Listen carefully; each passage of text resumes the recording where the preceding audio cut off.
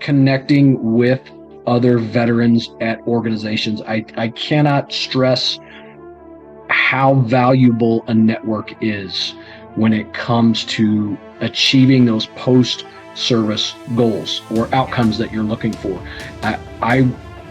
What I don't want for my students and the people that come through here, because I talk to a lot of them, they're like, I submitted 100 applications, 100 resumes, I got no response, or maybe I got one interview out of 100.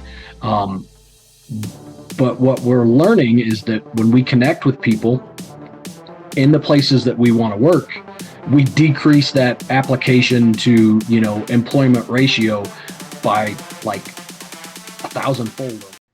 Welcome to the Vets to PM Military Transition Academy podcast, where we feature veterans and professionals who've made their mark in business and corporate America to help you achieve a meaningful, lucrative post-service career.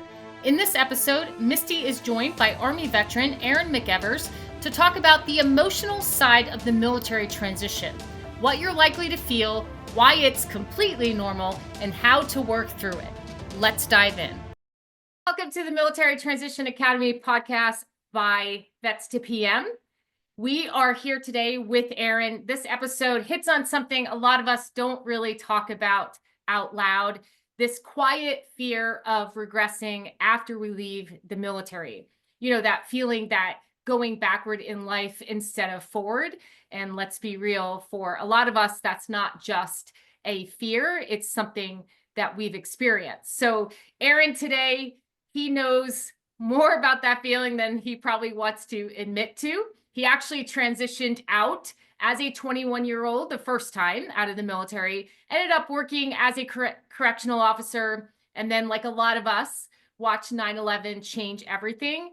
And that event eventually led him back into service. So he's definitely seen both sides. So today we're going to dive into the fear of not making it, of losing momentum, and how the military sometimes even uses that fear as a reason to stay in. But Aaron is going to share the truth with you. Just because you feel like that, like you're going backward, it doesn't mean that you are. So we're going to talk about how to manage that fear and what support systems can help, and how you can absolutely build forward even when it feels uncertain. Welcome, Aaron, to the show. I'd love for you to introduce yourself to our audience. Thank you. And thank you for having me, Misty.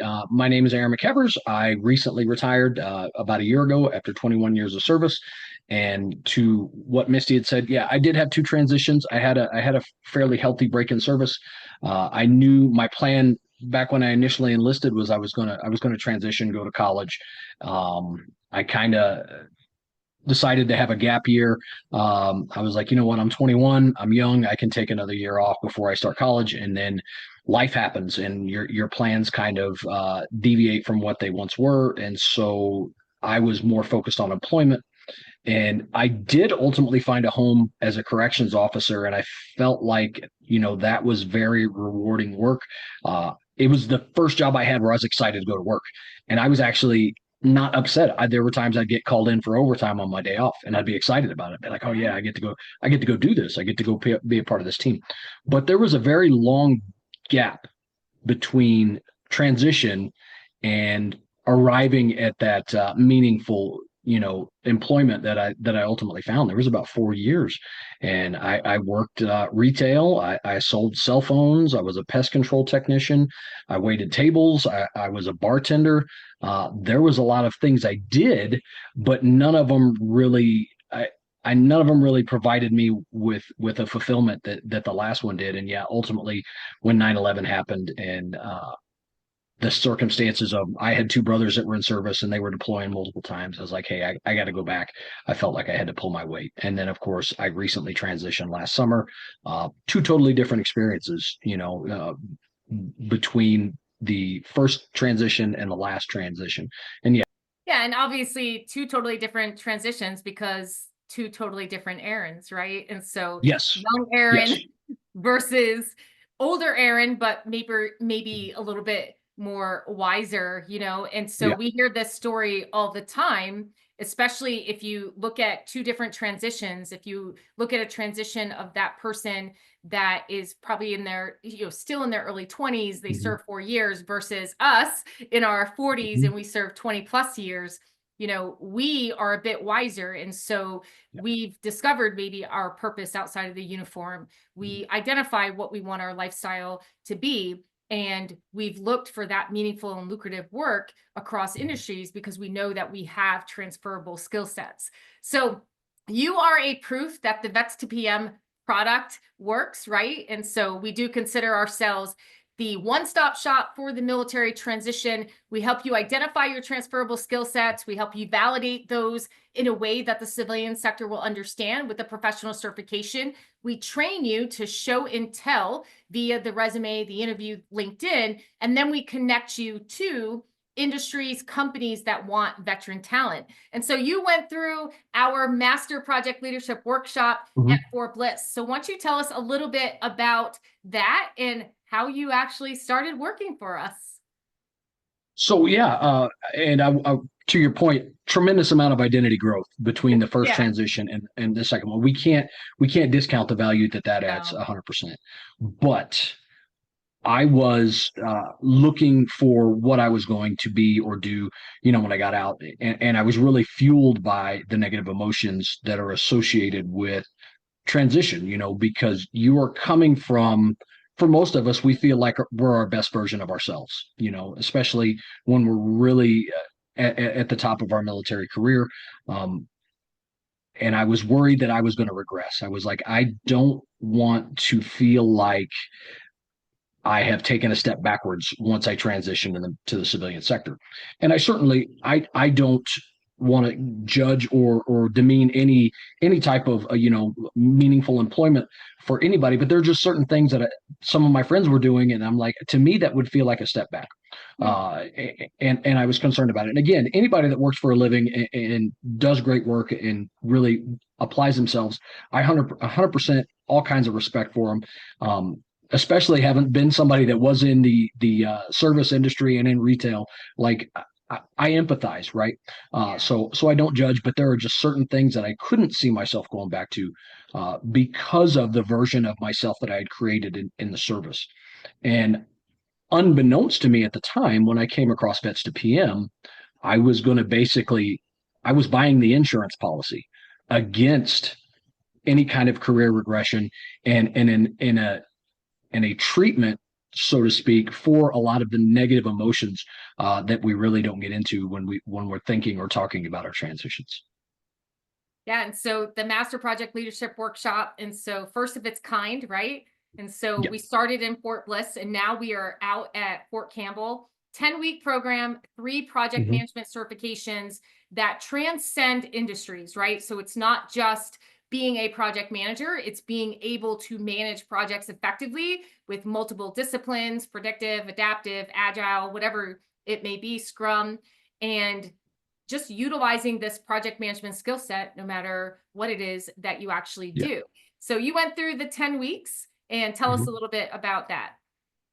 Yeah. So, and I don't want to say that the credentialing is easy. The credentials that you earn in the Master Project Leadership Workshop, they are fairly academically rigorous, right? They're not like a traditional military school where, hey, you show up every day, you listen to the instructor lecture, you're going to have enough, No. mastery of the information. No, there is a tremendous, like what is taught is maybe a third, maybe 40%. And then the rest of the preparation that comes from 60% self-study, self and exploration on your own. But every career skills program is giving, they are a credentialing agency or organization in most cases, and that isn't what sets Vets to PM apart. Although those 3 industry recognized management credentials are amazing and they carry a lot of weight, there are a lot of different vendors or organizations that you can go through to get those. Yep. I felt what set Vets to PM apart from the others in the industry is the team and being a part of the organization, being alumni, because we have yourself in marketing that is helping us transform our LinkedIn or maybe our resume so that when we're facing uh, those hiring managers, those HR professionals, like we're communicating more by saying less, right? You're Yeah. really paring down a lot of the military jargon that we're so used to using. Instead of assistant S3 NCOIC, hey, you're an operations manager. And just saying operations manager communicates more than you going through like your daily duties and scope. And then of course you got Kathy, Bridget, Lindsay, the rest of the folks in the career service career skills team. Like I think that is really what puts us a notch above everybody else, because not only do we offer that during the courses that you take with Vets to PM, like you have access to that for life. And that's one of the things that when I talk to some of my students, I'm like, hey, in two years from now, if you reach out to me and you say, hey, I'm looking to get into another industry, can you all take a look at my resume or help me with my resume? We're not going to charge you again. We're not going to invoice you again. We're going to say, sure, because you're one of us. You're part of the team. And I think it would be hard to find someone else doing things to that scale that we are. Yeah, and there is an advantage of being a small but mighty team. And we Yep. are a team filled with veterans. And Mm-hmm. we have a couple that are not veterans, but Kelly obviously married a veteran. Kathy, her father was a veteran, and she's been with us since the very beginning for 10 years. Yep. So she's like an honoree, right? But we've been Right. in your shoes. So we've taken our uniform off, but we don't leave our brothers and our sisters behind. Every single one of us. So from the very beginning, the Vets to PM was founded because Eric, our founder, Doc Wright, had a terrible transition. He explains it that way.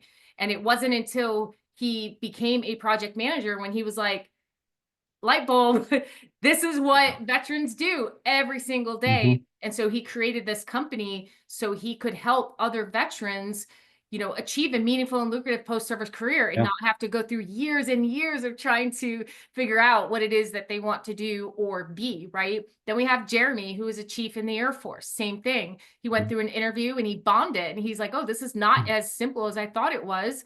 And then he took a boot camp plus course for the PMP, and he was like, oh, okay, this is what I do. Yep. Now I know how to explain, what it is that I've done for the last 20 some odd years.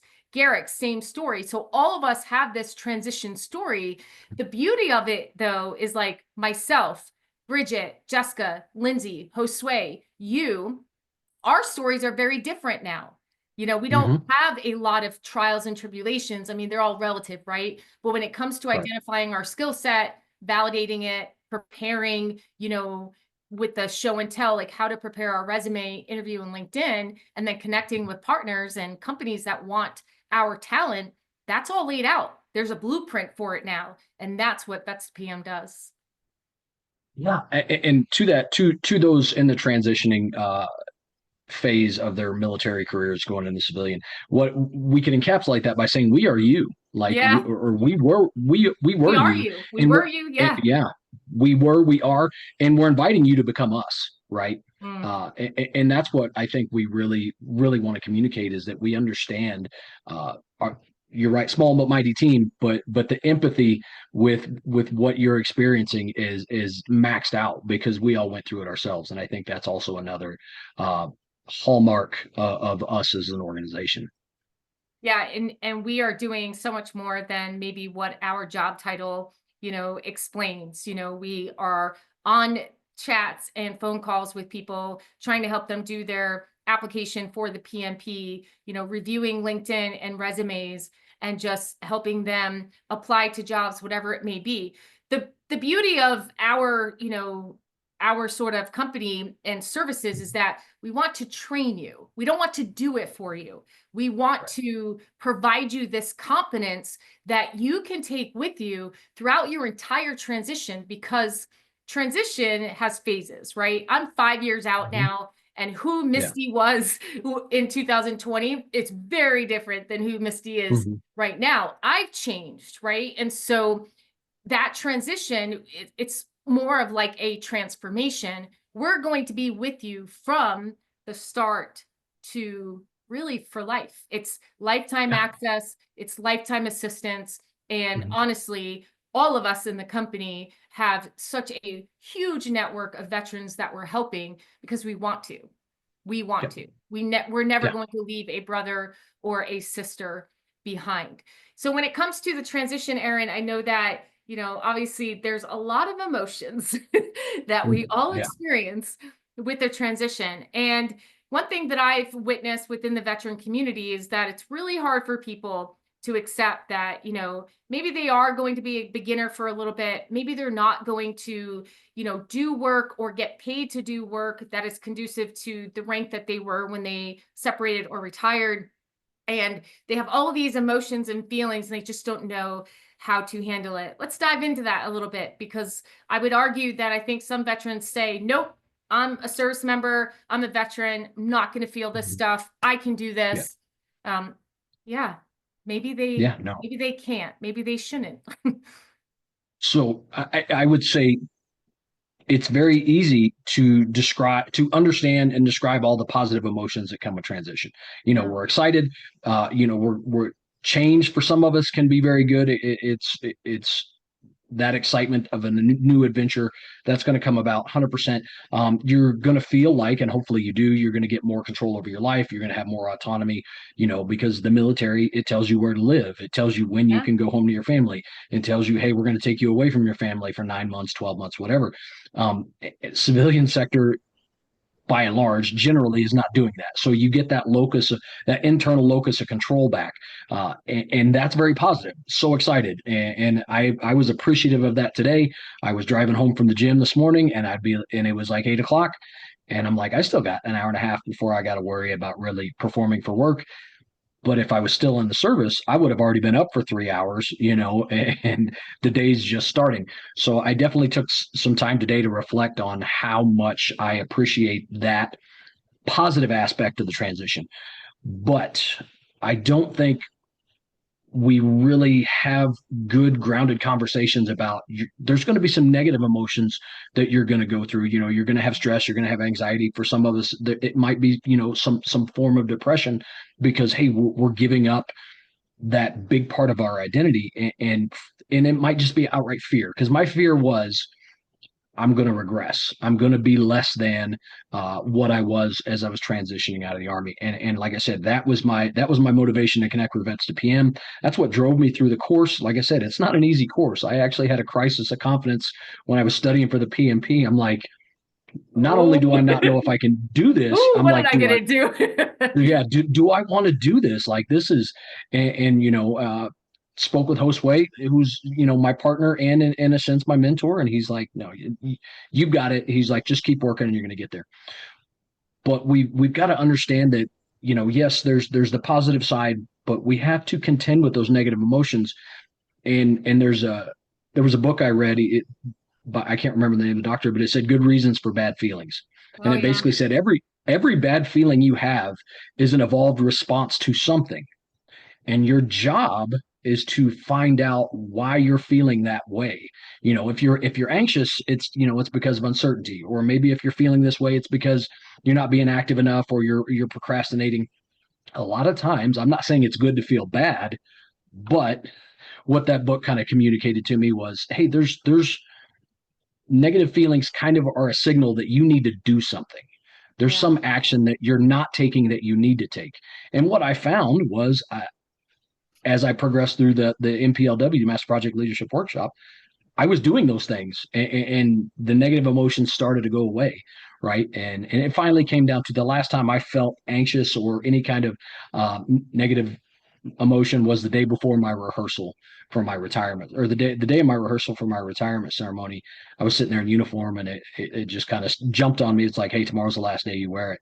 And there was a little bit of panic real quick. I was like, and then I brushed it off. I'm like, nope, I'm good. I'm good. I did the right things to guarantee, or not guarantee, but basically reduce the chances that I have another bad transition where I feel like I regress. And I can say a year later, no regrets about the path I took.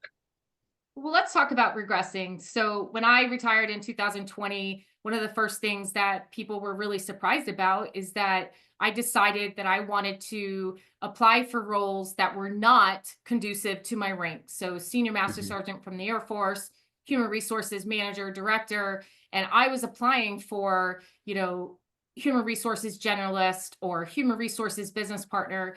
And I honestly did that naturally. Like I Right. just decided that I'm entering the civilian sector and I want to cut myself some slack, extend some grace to myself. I accepted the fact that I probably would have a pretty difficult time Mhm. adjusting to not wearing a uniform and not having senior master sergeant, across my chest and establishing my credibility and giving me that Mhm. confidence, that I've earned my place here. And so I think Yeah. it just happened naturally. I just decided to apply for positions that were maybe seen as less than what I was Mhm. currently doing. And something amazing happened, Aaron. So I received the position at Continental Tire as a human resources business partner. And they explained to me what my role was. I was not going to be in charge, directly of people, Right. a lot of admin work, whatever. And I was really excited about it. And people, even on my team, kept asking, like, how's it feel not being the boss? And I'm like, this is freaking amazing. But what happened is 3 months in, my manager took me into the office and said, all right, we're playing small. We're going to give you, an like a management job over this office, this HR office. So we're going to make you essentially an HR manager of this small office that we had in the plant. It was the office for the production floor workers where all Mhm. the payroll and admin stuff happened. And he's like, you need it. You need to run this office. You can do it. Then 6 months I was promoted. Then 2 years I got a senior level position. And a lot of people would say, well, you regressed at first. And I would argue Mhm. that I was trying to get used to a new organization and environment so I could potentially shine. So, what do you say to those people that are like, well, I don't want to regress? It probably starts with a reframe. Is it actually regressing? So yeah, no, that's very interesting, and I love you bringing up that point because that's what I see. Sometimes I see some of my students uh, applying for things, and I'm like, you're actually overqualified for that. you know and I think that might be a function of our military mentality. Like Oh, it there's, is. especially enlisted side, like there's no cutting to the head of the line, right? We are completely accustomed to, hey, you start here and then you earn your spot. And you kind of mentioned that, and I think that is 100%. A lot of times what I'm doing with my soldiers and students in the cohort is I'm like, hey, I don't want you to be down at back entry level again. I think you're more qualified for that, but then again, you're not going to be the CEO. So what I tell them a lot of times is like, let's aim for the middle, right? Yeah. Let's aim for that spot, and then we'll adjust as we go from there. And I think it's 100% okay if you are somebody that spent 20 plus years in, and you take that entry level position. What the plan has to be, hey, I'm starting here, right? And just like in the military career, we need to have those mentors. What do I need to do to earn those positions of increased responsibility and trust within the organization? So again, we can kind of get that feeling back, like, hey, we are, even though we're doing a completely different thing, or maybe it's a similar thing, but we're getting that progression that I think really fuels our growth, or it did fuel my growth, at least in the Army. Yeah, and I would say to everyone that's listening and watching, one of the first things that you really need to do is, and this was super beneficial for me, and I believe that it works for a lot of people. One, just take your transition 1 year at a time, because who Oh you yeah. are when you first transition is going to be very different than who you are Mhm. a year later. So don't set this 5, 10 year goal, right? Mhm. Identify a couple different things. And so when we talk about regressing, it's really about the reframe. So let's discuss this, right? When you're talking about, okay, I need a job after I separate and retire. One of Mhm. the first things that you obviously need to do is you need to identify what that bare minimum salary is that's going to help you pay your bills, right? And my Yep. husband and I, one of the first things that we said was we just need to make enough to pay bills. We don't need Mhm. to make additional money. We just need to make the money to pay bills because we knew, and we're blessed, right? We have our retirement and we knew that we were going to receive some sort of VA disability, right? So let's just find a job that helps us pay our bills. So we knew Okay. that number. But the Mhm. second thing that we defined was what kind of lifestyle do I want? A lot of people will say, I want this time freedom. I want this work life balance. I want this. I want that. Oh, yeah, but I want to make $150,000. Six-figure salaries requires six-figure work, right?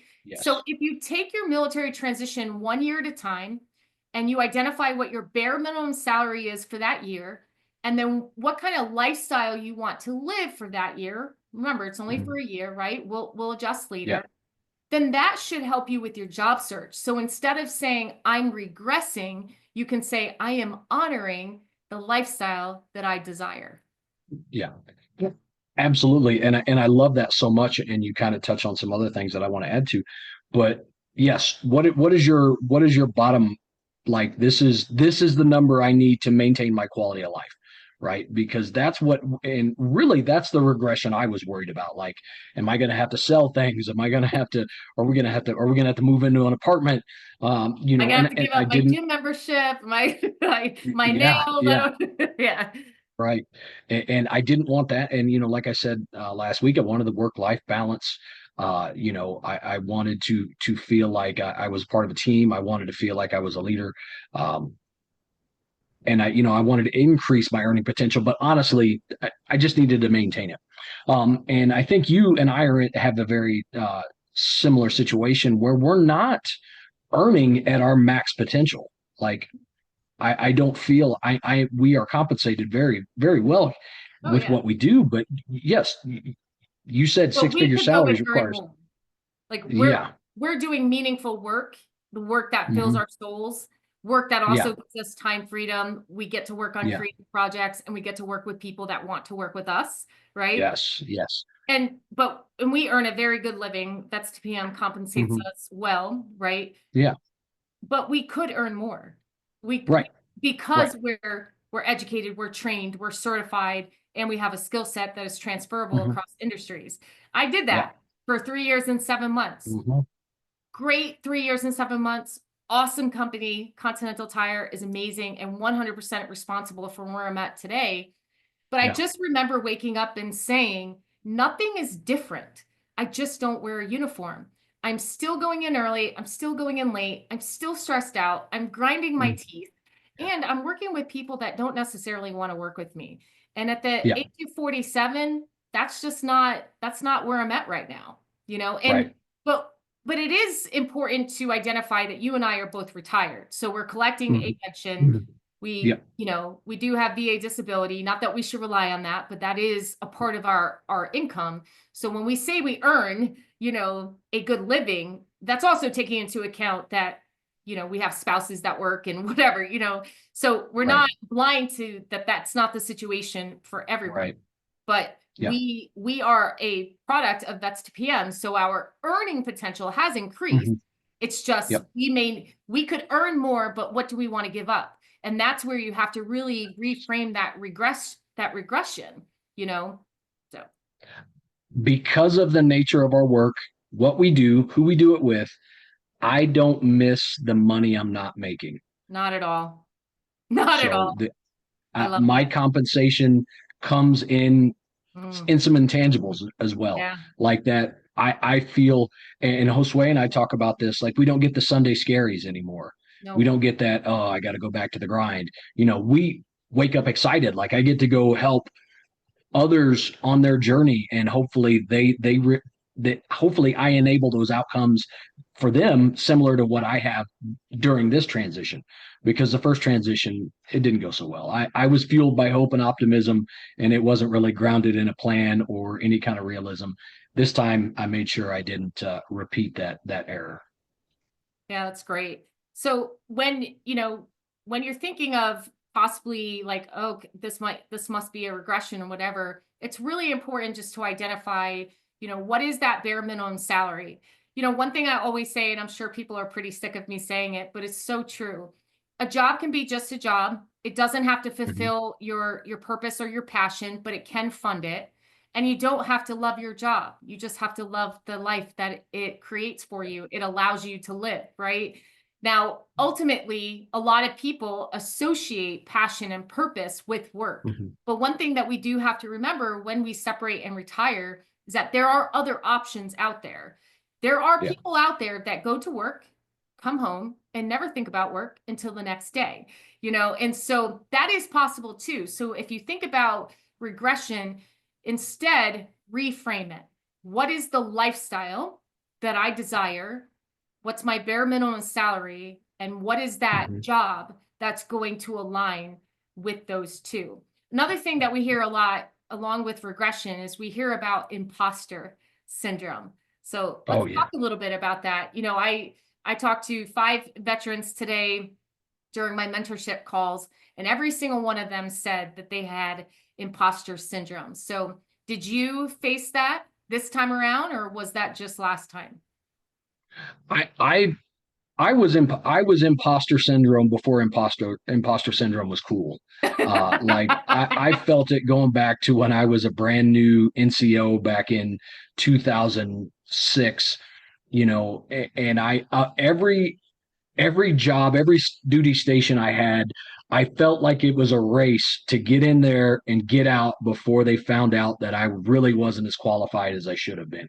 The things that I did do were very good. Like I did great work. I enjoyed every one of my jobs in the military, but I always had in the back of my mind, there's something you're not doing. There's something you're not doing that someone else is that makes them better than you. And you better hope they don't find out what it is. I never could put my finger on what that thing was, but that was when my imposter syndrome started, was when I became a leader in the Army, because I just every now and then I'd run into somebody that was doing something that I'd never thought to do. And it just kind of fueled that I ruminated on that all the time. Like I'm doing great things with what I am doing, but my fear is that I'm not doing something that somebody else is. Therefore, they're better. I just need to not be found out. I would say I struggled with it less Yeah. because of the education that I got from vets to PM. Like I am so comfortable talking about project management, various forms of leadership in corporate America. Like I am 100% okay with it. Put me in a room with somebody and start talking about it. And I feel much more confident and competent about my skill set, that's been there the whole time. This is what's amazing about Yeah. vets to PM. They really didn't teach me anything new. Nope. They just taught me a new way to talk about it, to define it, and to translate it into civilian speak. Like everything they experienced was already there. A lot of the knowledge was already there. It was just basically another dialect that I had to learn. And once I got that down, yeah, I would say imposter syndrome it's still there. I can't get rid of it all the time. There are still times I'm thinking, man, there's something I need to be doing. And, I kind of obsess over that I'm not doing. And I guess I wouldn't want it to go away completely, because I think that's a forcing function to keep me sharp, keep me studying, keep me learning and growing professionally. So yeah. Yeah. The thing is, it's just not allowing the imposter syndrome to paralyze you, right? Because there is Yes. a difference between, you know, like motion and action. And we Yeah. want action, right? Motion is like you write a to-do list. Action is you actually do what's on your to-do list. The one thing Correct. about imposter syndrome is sometimes it actually does paralyze veterans, Yeah. and it makes them think that they don't belong. And I'll never forget, I was on the production floor at Continental Tire, human resources business partner. Honestly, like I was educated, I'm trained, right? And I am just flying by the seat of my pants trying to figure out this new organization, this new battle rhythm. And a veteran came up to me, and we have that in common. And so we often talked. And he's like, "Do you have imposter syndrome yet?"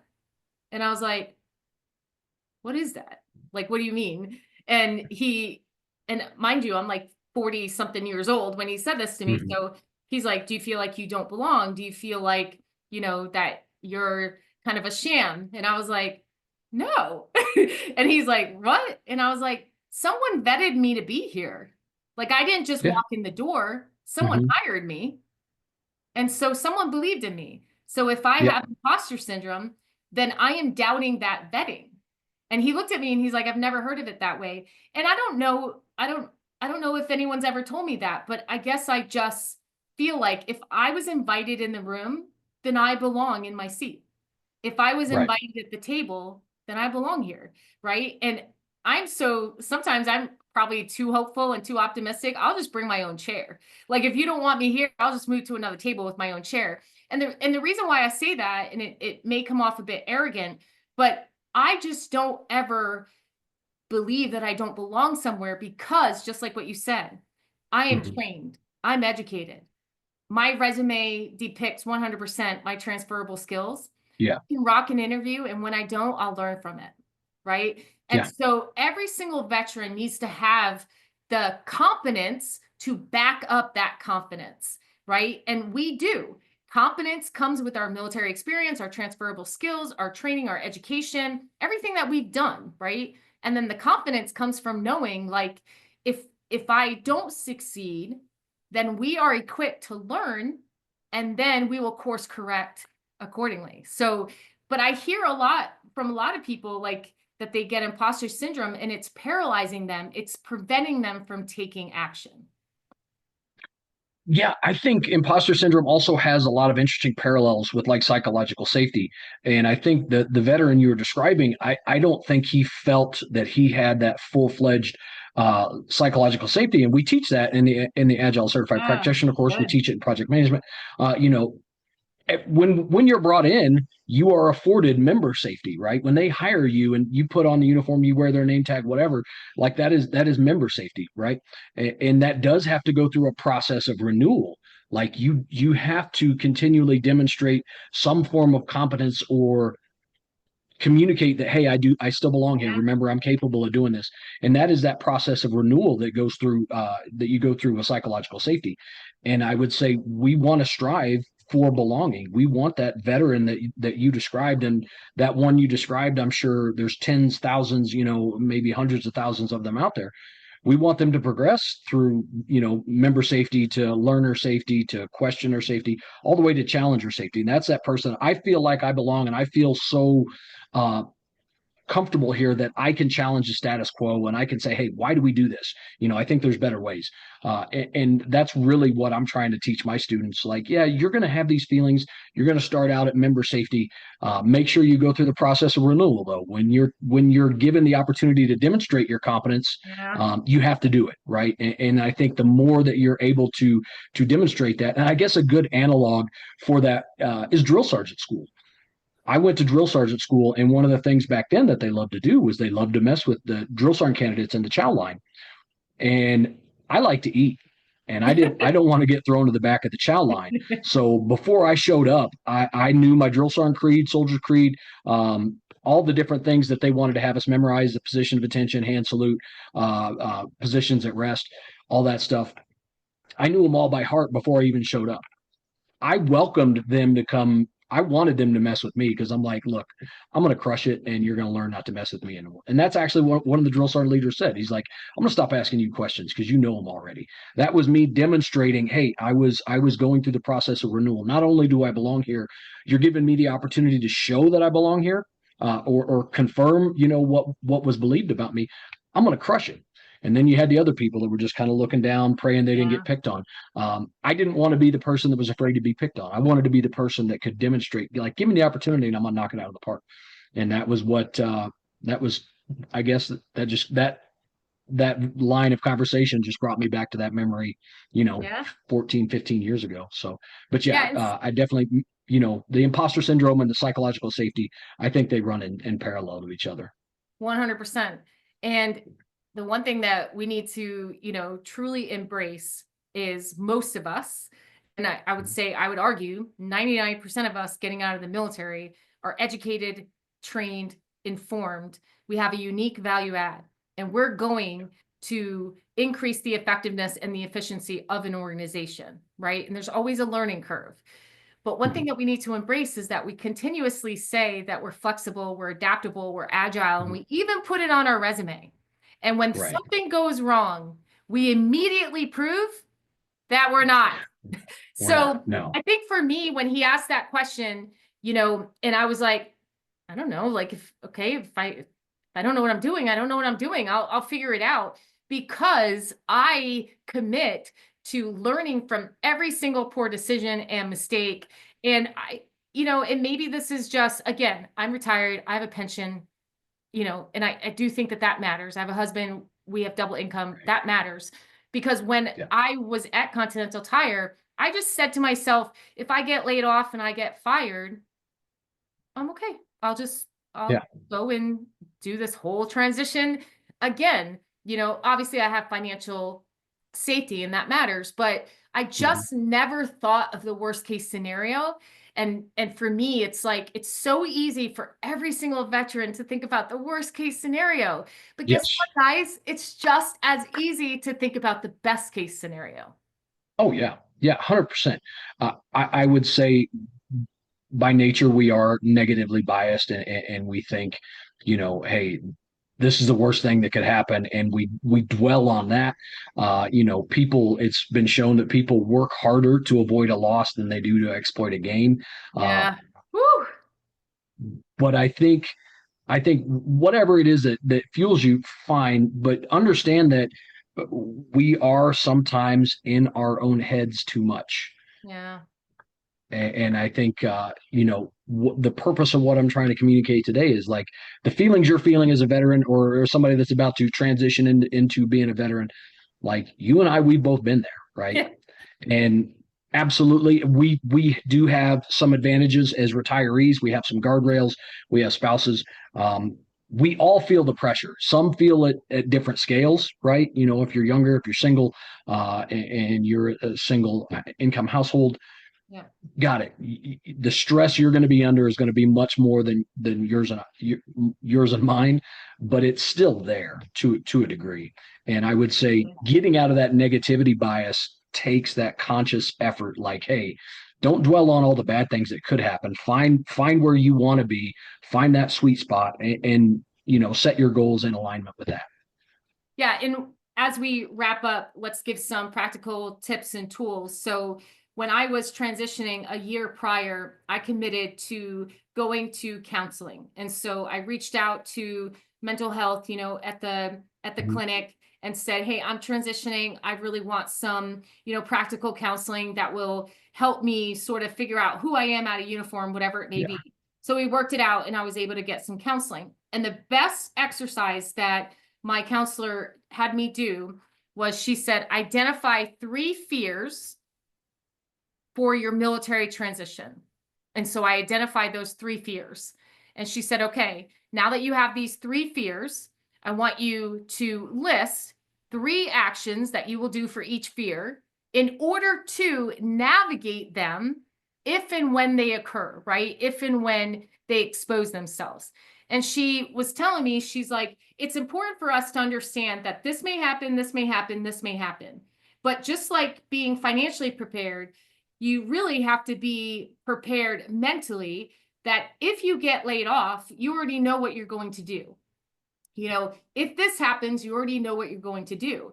So therefore, it's like almost nothing surprises you. You're ready to go. What do we call that in project management? Risk management, right? And so I was waiting to say that. Exactly. It's like, it's identifying the 3 risks or 3 fears, and then outlining your responses and reactions. And so a really good example of this is, even now working at Vets to PM, I always have something cooking in the background. I have some sort of, I diversify my income. I have another side hustle. I always have something to fall back on, right? And so I'm never going to be without a job or without a way to bring in more income, And so that's just something to identify. Like when you're about to transition, what are those fears that you have? And what are those actions that you're going to take in order to navigate those things if they do reveal themselves? What are some tips and tools that you would give transitioning service members? So I like what you said, and I was just waiting for you to stop and be like, so it sounds like she had you do a risk management plan. You identified, you assessed, and then you planned a response. Love that. And then it sounds like, based on what you're saying, you have some contingency reserves built up, so, you've got that padding, and that's 100% amazing. Never not bring in all when you were talking about member and all that, I was like, all right, ACP. Correct. So I would say, I like what you did with counseling about a year out. And I think that's important because the ability to basically just walk into a clinic and get the assistance that you need is going to be much more challenging in the Yeah. civilian sector, right? We both have some familiarity with the VA healthcare system, and when you need something is not necessarily when you get it. So take advantage of that now, 100%. And I would say start connecting with other veterans at organizations. I cannot stress how valuable a network is when it comes to achieving those post service goals or Yeah. outcomes that you're looking for. I, I what I don't want for my students and the people that come through here, because I talk to a lot of them, they're like, I submitted 100 applications, 100 resumes, I got no response, or maybe I got one interview out of 100. Um, but what we're learning is that when we connect with people in the places that we want to work, we decrease that application to employment ratio by like 1,000-fold almost. It's crazy. I want the people that are in their transition window to start identifying the things that they may want to do, in addition to a career skills program like ours. 100%. That's probably my number one transition advice is Yeah. come join our team and become a part of our organization for life. But then the other thing would be for those that don't, or those that can't for whatever reason, just start connecting with people, and find that individual that is going to mentor you, and tell you the things that you need to do. I had a student last time. He said transitioning in the TAP process, he's like, it's really like a treasure hunt, without the treasure map. Like he felt like it was on the transitioner to locate the treasure map to find the treasure, so to speak. Again, we can cut down on that process if you're connecting with the right people and leveraging their knowledge and experience, to help you, plan out your transition. And I think that's probably the number one I would say is just build your network, right? And hopefully try and get somewhere where you can keep a tribe, because I've checked in on a couple of friends. The one friend in particular, he's up in Michigan working in a nonprofit, and he said he likes it. He's like, but I miss my tribe. He's like, I don't have my tribe, my people, that my team of veterans that have that shared experience and shared memories that we can really bond over. So I would say try and stay service adjacent or veteran community adjacent so you can keep that tribe. And I think the outcomes are going to be much more positive. Yeah. And I mean, speaking of like Maslow's hierarchy of needs Mm-hmm. or all the motivational theories that we teach, it's like affiliation is Yeah. big. Affiliation is Yeah. a big need. Right. And there are people that unalive themselves because they're not affiliated. And Right. so my biggest tip too, it's like, when I retired, I was ready to go and explore who Misty is outside of uniform. Mm-hmm. And so I don't Yeah. ruminate, and I tell you all the time, and people give me, a lot of crap about it. But like, honestly, the only thing that I miss about the military is a dedicated place to put my pens. But that's not because the military, wasn't good for me. It's just Yeah. I, was ready to move on. And now I have a different purpose in life, but one thing to consider is that all of what you're feeling is what everyone in the world, when they go through some sort of career transition or life transition, feels. So you're not alone.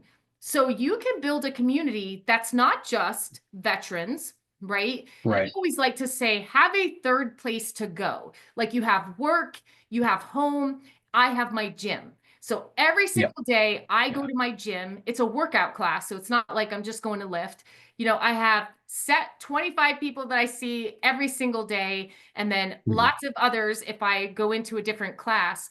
And they are my community. Those are the people that are in my book club now. Those are the people that we do Sunday hikes with, right? Those are the people that I send memes to on Instagram, and they're my community. Now I have a couple of veterans and stuff like that, but I'm just very committed to just, having people around me that want to be in my life. And that is my saving grace. I still talk to 90% of the people at Continental Tire. We still still get together, and like I have the oldest child in the group. So my baby's 18 and their baby is like 1, but it's a Yeah. community. So it's that third place Right. to go to really kind of check yourself and say, okay, I'm a part of this life. Most of us ask for this, right? there are very few that separate and retire or get discharged because they have to, right? A lot of us are choosing to leave way prior than we have to.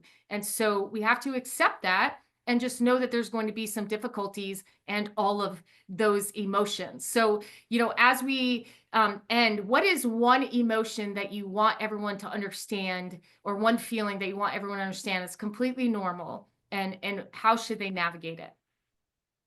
So it's that anxiety that you're going to feel.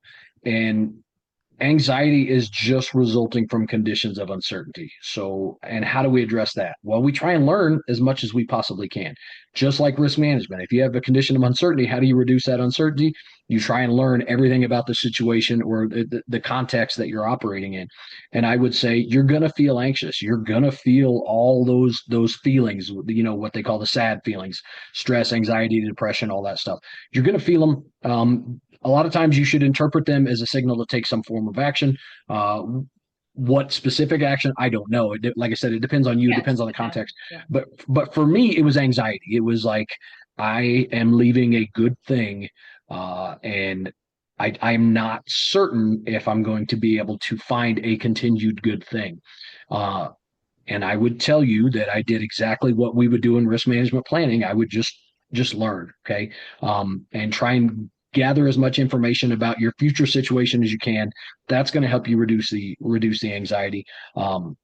For me, it was getting those credentials, and man, proudly popping those things on your LinkedIn and just basically saying, "Yep, now I'm part of a community of practice." People will instantly look and say, "Okay, this individual has some validated skill sets, and he or she is employable." And that's what I did to reduce my anxiety and my levels of uncertainty. And then I would add, I love the third place thing. My gym experience totally different. I'm by myself, headphones in. The sense of community is the head nods when you see the other Yeah. regulars. You're like, yep, you made it today.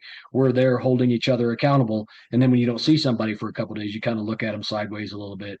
That, and I'm silently judging everybody's squat form, making sure they go below parallel, and that they're doing it biomechanically in a safe way, and they're not subjecting themselves to injury. So I never judge anybody by how much weight they lift. I judge by how well they lift it. Goodbye. That just goes back to my old drill sergeant days and coaching athletes. But yeah, anxiety was my thing. Learn as much as you can about that future state that you're going to be operating in. I don't think that there's that it's possible to learn too much, right? Um, I think as long as it's helping you calm those Yeah. conditions of anxiety, it's going to be worth your time. And again, that's where I go back to connect with people that have gone before you, and we're gonna give you as much information as we can. Yeah. It's also important to, I mean, this might be woo woo, but you know, we can also just say, like, anxiety is real. People feel Yeah. anxiety, but sometimes people are just nervous, right? And so Yes. unfortunately we just label it as anxiety. But we can also just say, I'm anxious about this job search, or I'm Hmm. nervous about this job search, and then identify it and then take action, right? And it's just like, Yes. it's risk management. Like, you identify, okay, I'm giving a PT test in June at 10 a.m. in South Carolina, and it's probably going to be really, really hot. Okay, so what can I do? Like, it's really just identifying that this could happen. And so now what Yep. are we going to put in place? And not to take away from those that are dealing with, PTSD or other mental conditions that obviously, they're obstacles, right? They're impediments, they're blockers, Hmm. like those are Yeah. serious conditions. A majority of us just need to identify that feeling imposter syndrome, feeling Hmm. sad, feeling disconnected, feeling anxious, nervous. It's part of the transition. It's Yeah. part of it. And so, one thing I used to repeat to myself all the time, every day I would get up, I always thank God, thank God, thanks for waking me up today. Please get in my head before I do. And please help me accept that this is normal. Please help me Yeah. accept that this is normal. Anytime that someone changes jobs, has a baby, gets married, has a huge life transition, because that's exactly what separating from the military is. It's a life transition. You are Mhm. going to experience the shit show. And Yeah. how well you navigate it will kind of determine if you achieve that meaningful or lucrative post-service career. One other thing to mention too, Aaron's definition of meaningful and lucrative is 100% different from my definition. Yeah.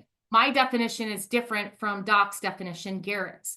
And so no longer do we have to worry about comparing to others.